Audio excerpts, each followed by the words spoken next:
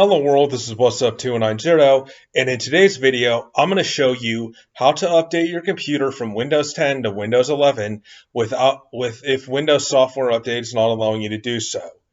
Now, keep in mind, and do this with warning, it's possible that the reason why Windows Update is not allowing you to do this is because Windows 11 is not yet optimized for your hardware. But if you want to install Windows 11, you can do so with this method. Just keep that in mind.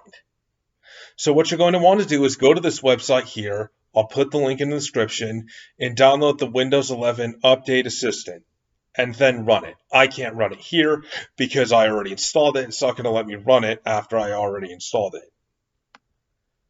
You can also create Windows 11 installation media, download a Windows 11 ISO, etc.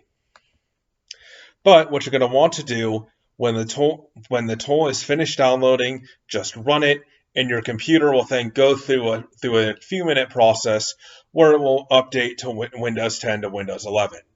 And it was surprisingly quick. It only took a few minutes on my PC.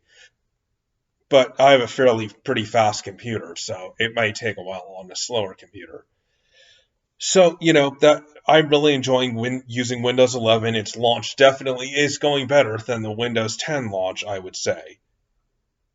But here's all the tools you can get on this website: a Windows 11 ISO creator, and create it as a disk image file.